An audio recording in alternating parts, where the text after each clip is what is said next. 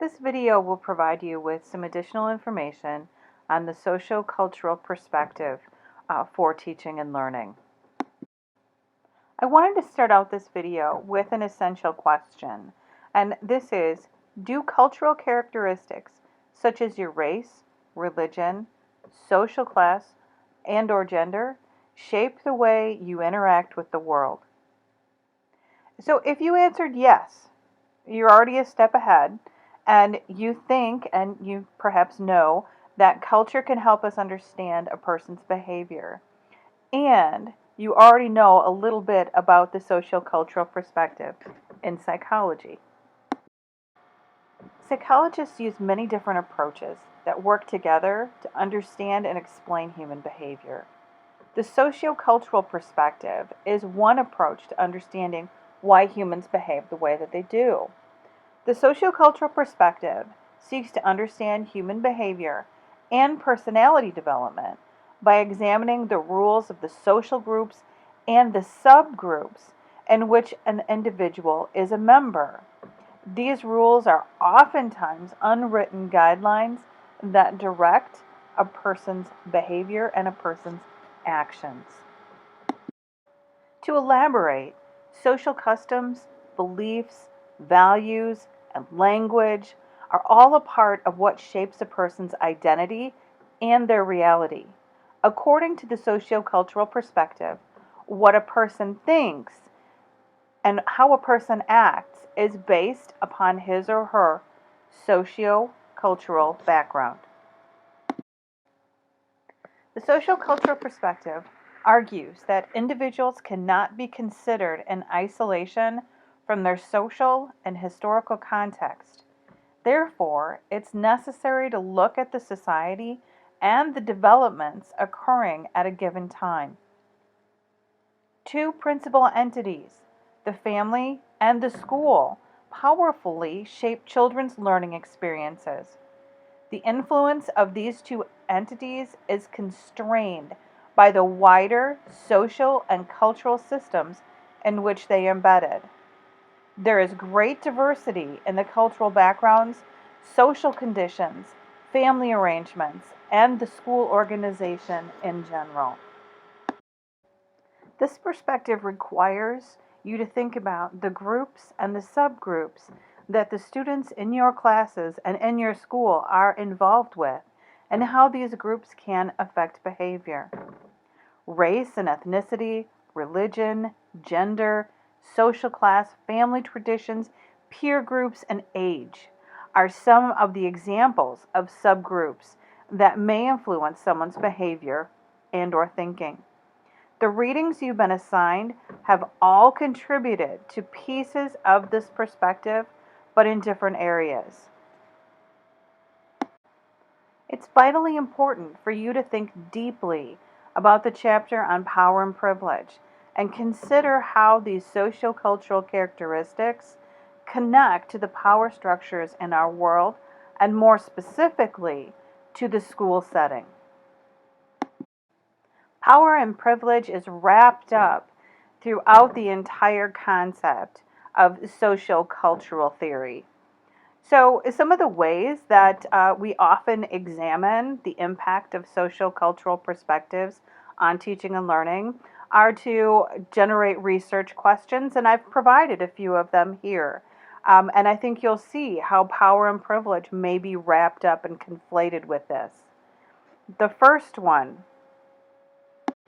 So, do students from poverty-stricken areas learn differently than students in a wealthy home?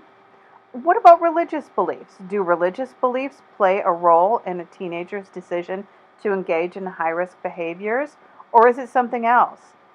Do families who eat together every single night have more successful children than families who don't eat together? Is it the act of eating together that creates successful children, or is there something else that's contributing to student success? The media would have us believe that these questions have simple answers. However, they don't. We know that it's not the act of eating together that creates successful children. It's the values and the sharing of information and the support of parents and the support of families together along with the attitude towards school that creates success. It's not the sitting down at the table together specifically. So, our job is to go much deeper and consider what's really going on in the family, in the home, in the society, and in the school as we're looking at these questions. Here's another interesting example that I wanted to include just to shake things up. So, if you looked outside your window and saw a man speaking earnestly to a tree, what conclusion might you draw? Would you argue that the man could be suffering from mental illness and perhaps may need medication or treatment in a mental institution? Okay, so we probably wouldn't be that harsh, but you may look at him and judge him based upon his clothes and think perhaps he's homeless, or at least a little odd. But would your opinion change if you knew that the man was Native American? And Native Americans believe in a spiritual philosophy, whereas trees can speak if you listen to them. You see, the context of culture makes a very important difference in how you view behavior, and the sociocultural perspective takes that into account. The sociocultural perspective can also help explain how a similar behavior can be interpreted differently in two different cultures. I think this example is absolutely genius. So, all right, Japan is a small island nation with a very large population. Those conditions have helped shape the behavior of the people in Japan.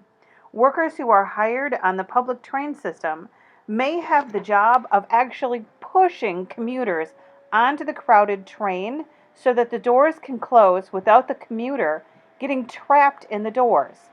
Because there is little space on the train, the Japanese people who are shoved into the train often thank the employee who pushed them.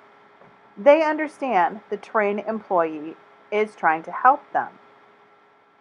If you believe a commuter in New York City would respond differently to being pushed onto a subway train, you're using a sociocultural perspective and considering behavior. And this is where we need to be very mindful of the connection of sociocultural factors, again, to power and privilege.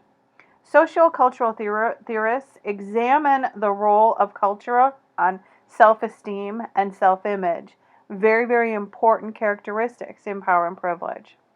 Ethnic groups who have experienced discrimination may report lower levels of self-esteem than groups who have not experienced systemic or societal discrimination. Images commonly portrayed in the media may also influence one's self-perception. In Western nations, where media images of women are oftentimes slimmer than average women, girls may develop poor self-images. This is something that we're studying in our gender unit as well. And this has tremendous impact on girls' performance and a girl's feeling of acceptance in a school setting. So, when you're thinking about your sociocultural analysis paper, these are the kinds of sociocultural aspects and sociocultural perspectives that you absolutely must address. Okay, so yes, certainly, academic achievement is a factor, but it's one factor.